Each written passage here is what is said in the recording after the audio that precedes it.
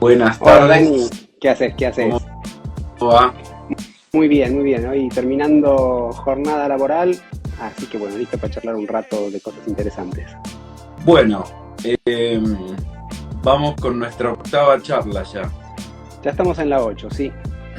Eh, a ver, eh, yo pensé un poco eh, por dónde empezar con esto de el diseño y la innovación, teniendo en cuenta que no es fácil eh, que se sustente en el tiempo en una empresa, ¿no? Y yo parto un poco de la base del concepto de las siglas de VUCA, que es un Ujú. concepto que surgió a partir de los soldados americanos en la guerra. Eh, y es un concepto que se aplica mucho a todo lo que tiene que ver con la innovación, la estrategia, el branding, eh, no necesariamente el diseño, Ujú. pero sí Sí, se aplica un poco a eso y tiene que ver un poco, son las siglas en inglés que refieren a volatilidad, incertidumbre, complejidad y ambigüedad. ujú. Eh, eh, y es interesante el concepto porque toda empresa que quiera ser innovadora, que se precie de ser innovadora, siempre parte un poco de ese estado, ¿no? Porque es como una especie de estado. Y es un estado que uno tiene que ir transformándolo, qué sé yo, lo volátil, eh, pensando en una visión de futuro, la incertidumbre, pensando un poco en el conocimiento, en entender el problema, lo complejo en, obviamente en algo más simple, más claro, y, y lo ambiguo, nada, pensar en la proactividad, ¿no? En ser reactivo y en ser ágil para poder modificar sobre, la, sobre el camino. Sobre la marcha, claro. Sí, y Y esta es una serie de conceptos que, discúlpame, que digamos así como los contás, muchas veces, o sea, se ponen en práctica, pero muchas veces en modo inconsciente, quizás no proyectado, ¿no? bueno, te iba a comentar con respecto a eso un ejemplo, eh, que son parte de las clases que por ahí dábamos un poco juntos en la UBA o las clases que por ahí doy en la Universidad KS. Ahora no tanto, porque estoy con grupos ya con los proyectos finales, pero en un momento dado tenía materias de diseño que estaban a mitad de carrera. Y una de las cosas interesantes que teníamos en el taller que llevábamos a cabo, y también hablo del taller de Daniel Volkovich, Ujú. que compartíamos, era que los chicos cuando ingresaban al aula sabían que ingresaban a un entorno buca. ¿Por qué? Porque Totalmente. solíamos generar esquicios, proyectos complejos de taller en donde los chicos estaban como en una nebulosa y, y tenían que sortear obstáculos que les íbamos planteando clase a clase. Eh, y por eso también creo, ¿no? Que carreras como las de diseño se les dicen carreras creativas, innovadoras, porque justamente trabajamos con esos entornos. O sea, trabajamos con un entorno volátil, incierto, Muchas veces ambiguo, ambiguo, sí. con mucha incertidumbre, y lo vamos transformando, ¿no? Y eso, aplicado a una empresa, eh, es complejo, no es simple. Hoy hay un mote en muchas empresas, especialmente tomando la raíz de Google o Facebook o ese tipo de empresas que son con las que se empezó esto que te voy a contar, que hoy muchas empresas tienen su mesa de ping-pong, tienen su metegol, tienen su pool, y hay muchas empresas que están copiando eso, ¿no? Y lo loco es que eso no te hace más creativo. Eso te puede llegar a hacer más productivo. ¿Por qué? Porque tenés como una motivación del estás más relajado, no tenés una presión, exacto. Pero eso no quiere decir que seas como empresa más creativa.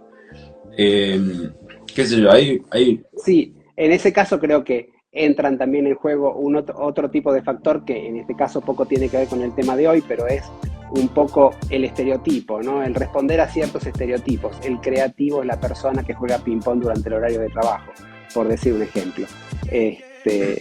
Creo que, bueno, y no necesariamente estas dos cosas están conectadas.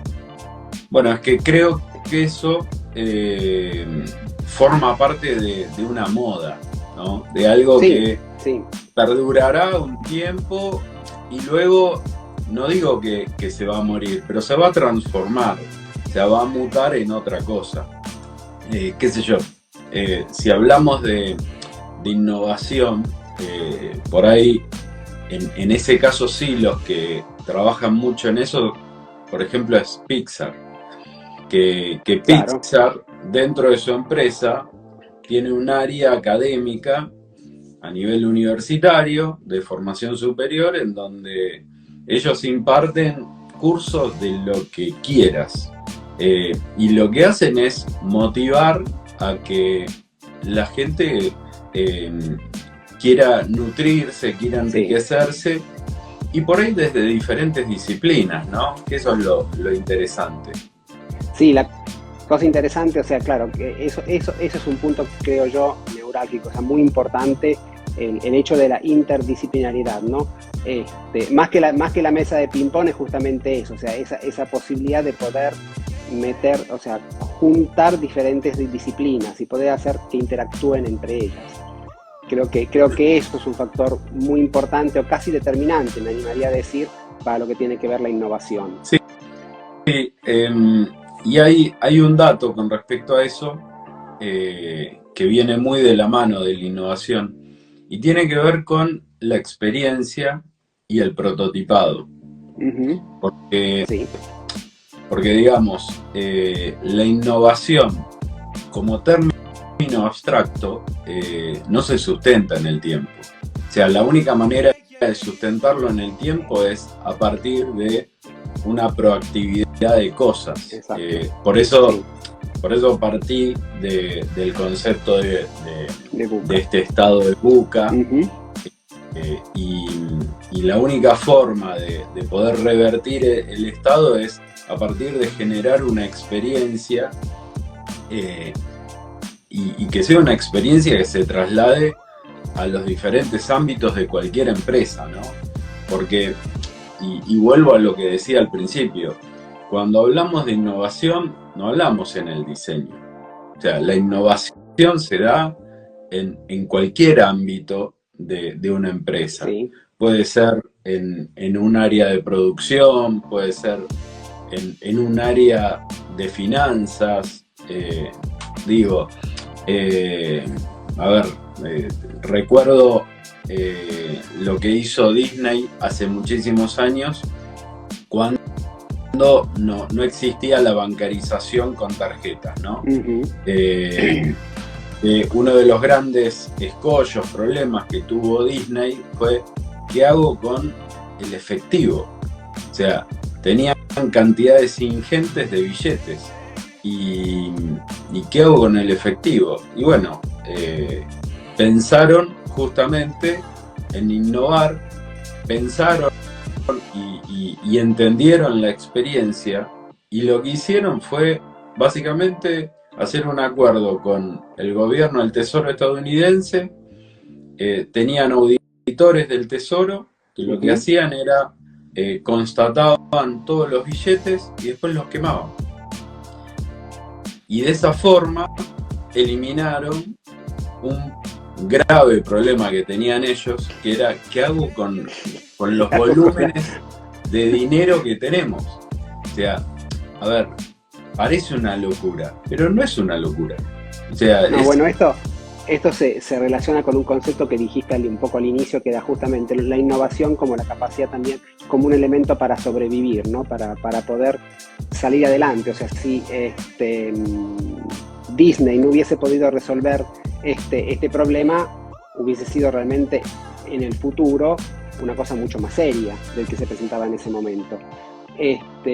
Mira, yo ahora mientras hablabas, vos comentabas un poco los orígenes del entorno VUCA, que viene un poco del ejército americano, norteamericano, o sea, de un entorno de supervivencia, donde es necesario sobrevivir. En algún modo es necesario sobrevivir, por lo cual esos factores, este tipo de variables son importantes, ¿no? El otro día estaba leyendo un libro de Fernando Juez, no sé si lo conoces, que se llama Antropología del Diseño, que justamente lo que hace es un análisis de cómo el diseño se va incorporando en la vida cotidiana del ser humano, y cómo el diseño mismo es un modo de reflejar lo que el ser humano vive, lo que el ser humano necesita, hace o de algún modo se comporta.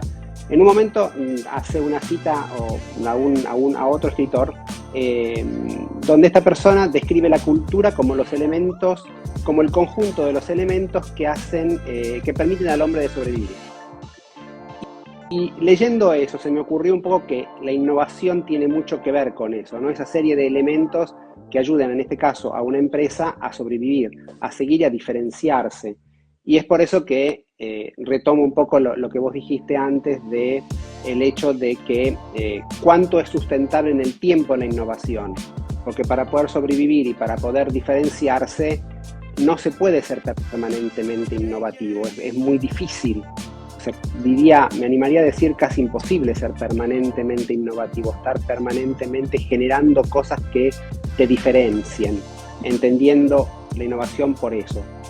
Igual hay algo que seguramente vos te enfrentás todos los días, así como me enfrento yo con mis clientes, que tiene que ver con empresas que no solo no son innovadoras o ni siquiera piensan en esto que decís vos de, bueno, innovar todo el día, que es por ahí irse para el otro lado.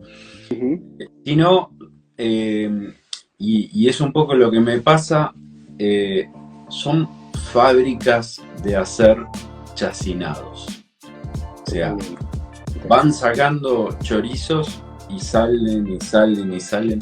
Y es poco el tiempo en el que se detienen y piensan en, bueno, a ver, ¿cómo podemos generar algo distinto? Que no quiere decir que lo tengas que hacer todos los días, como decías vos recién, pero sí tener una filosofía de pensar cosas distintas. Qué sé yo, veo que hay como muchas intenciones, pero poco trabajo real en cuanto a innovación. Hay poco trabajo conceptual, creo. ¿Cómo?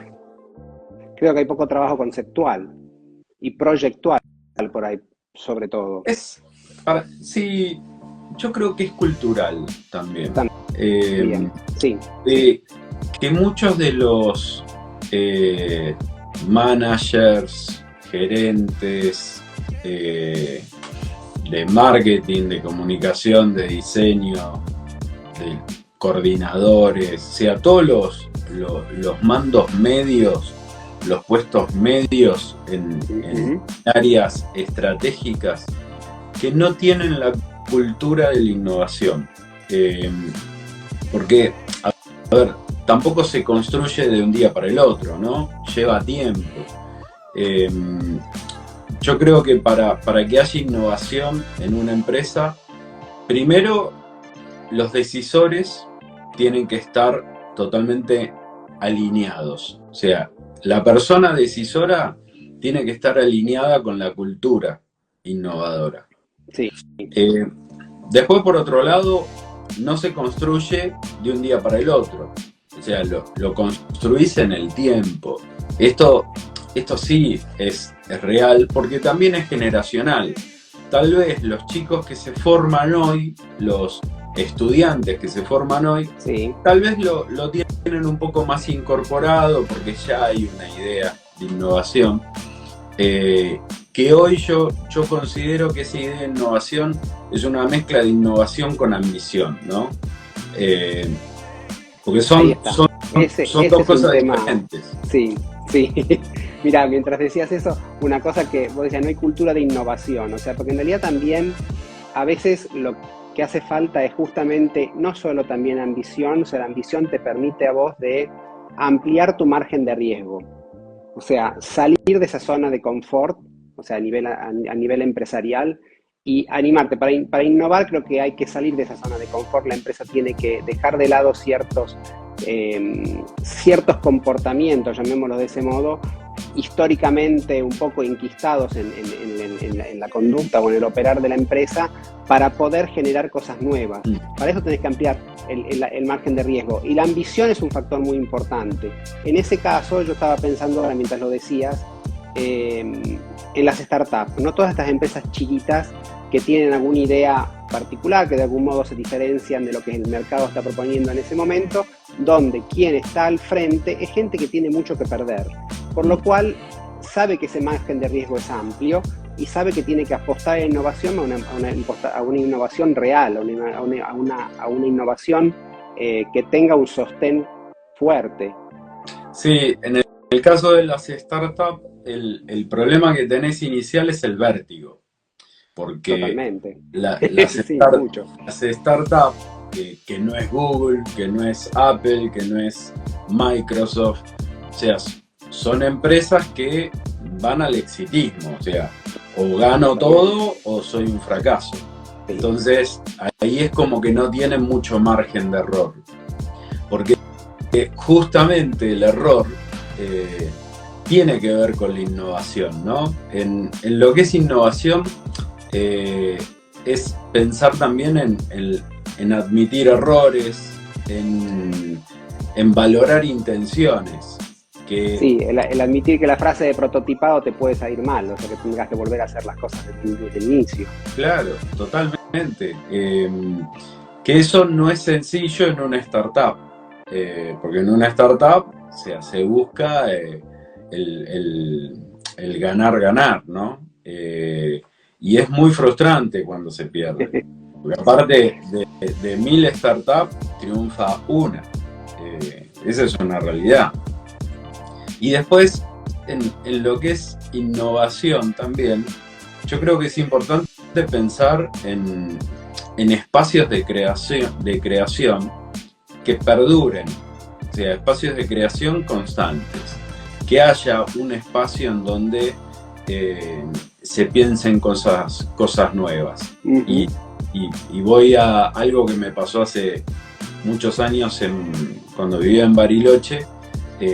Nos juntábamos con un grupo de diseñadores, todos pares, nos juntábamos una vez por mes,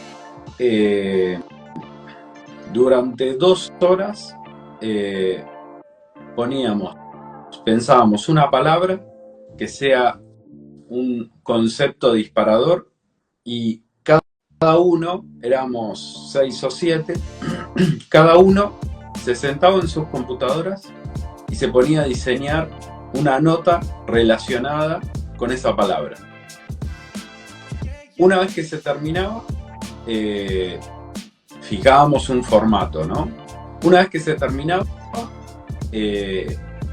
sumábamos todos los diseños e imprimíamos una revista. Obviamente era una revista que la disfrutábamos nosotros. Y era hiper desopilante, pero era un espacio de creación increíble.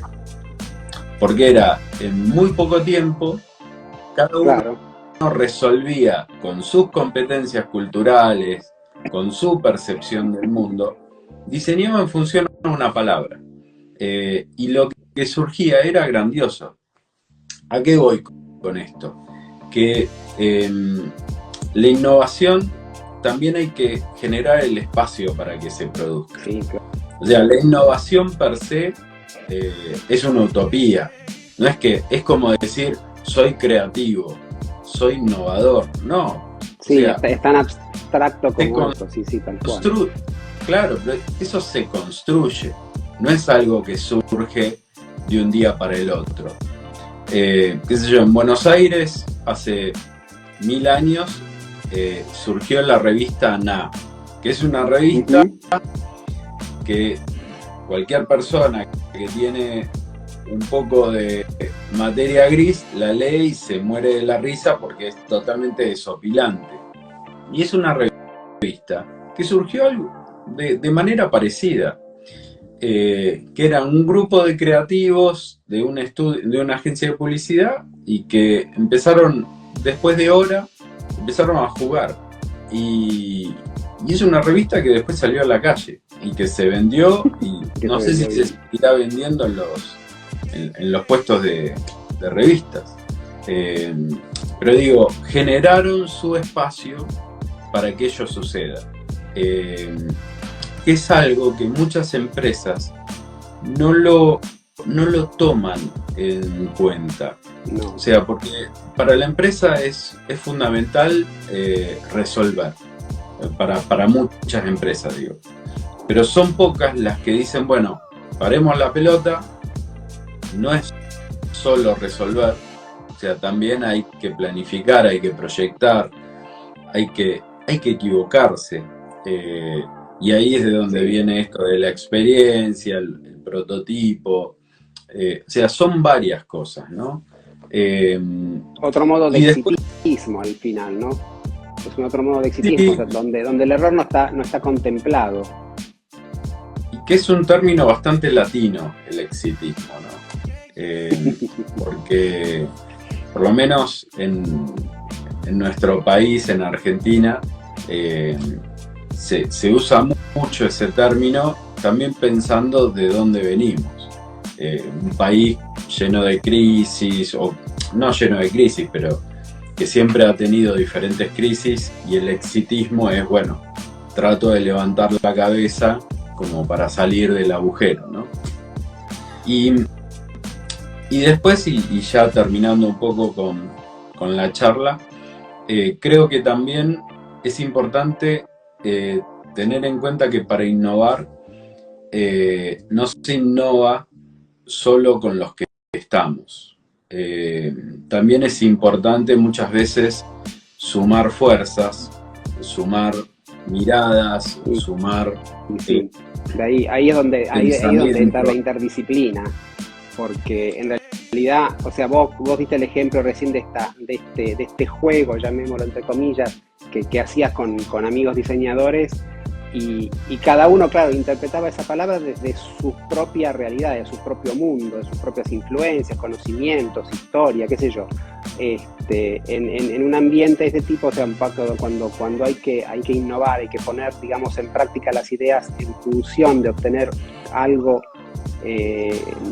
una idea innovativa, justamente la diferencia de miradas es fundamental, sea por la diferencia, digamos, de extracción de la cual llegan los distintos profesionales que están en juego en ese momento, como de distintas profesiones. O sea, no solo todos diseñadores, porque al fin de cuentas, cuando todos piensan igual, pocos piensan mucho, ¿no? Pero en este caso creo que el hecho de poder también llamar a otra gente que no tenga nada que ver con lo que estás haciendo es muy importante. Alguna vez escuché una frase de alguien que decía: yo tengo más confianza en una persona que tiene interés por estudiar alguna cosa que no está relacionada con su profesión, que quien sigue profundizando solo y exclusivamente en algo que tiene que ver exclusivamente con su profesión. Porque te da otra mirada, te agranda también los horizontes, de eso no cabe ninguna duda. Totalmente. Bueno, recuerdo entre otros Tony Blair. O sea, Tony Blair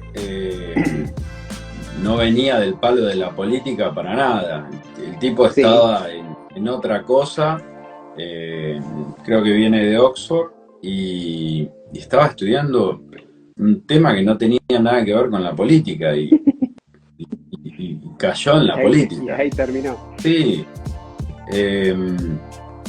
A ver, también forma parte del enriquecerse, ¿no? Porque si uno hace siempre lo mismo, estudia siempre lo mismo, es muy probable que los resultados sean siempre lo mismo.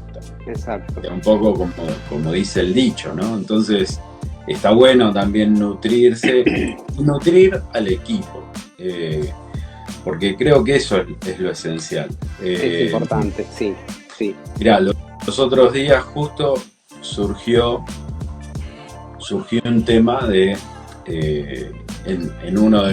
con uno de mis clientes que tiene diferentes distribuidores en todo el país, en donde surgió el tema, bueno, ¿cómo llegamos al público?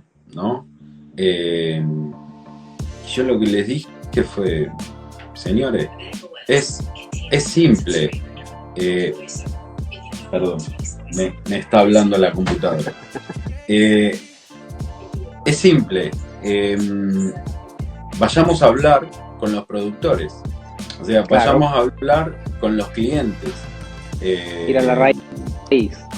Claro, porque si te quedás solo con lo que vos pensás, o sea, no vas a poder innovar en nada. Y acá volvemos a un concepto que hemos hablado infinidad de veces, que es la empatía, ¿no? Que es tener empatía en el problema, Sí. es meterse en el problema, no es mucho más que eso. Un poco sentir lo propio, al fin de cuentas. Tal cual. Sí. Bueno, Así que ha sido un placer como siempre. interesante. Hoy ¿qué es? Hoy es 28, así que estamos ya a casi un mes o menos de un mes, bueno, del próximo desafío. Así que vamos a ver, vamos a ir contando, creo yo, a través de las redes, un poco cómo se van desarrollando las cosas. Para tal vez los que nos están escuchando, seguiremos haciendo nuestros webinars sobre diseño estratégico, pero es muy probable que hagamos algo especialmente en España, para dentro de 20 y pico de días. Así que nada, iremos comentando. Así bueno, que, Lucas, bueno, un Dani, abrazo grande. Un abrazo grande y que sigas innovando. Nos hablamos. Igualmente. Chau, Un abrazo. Chau, chau.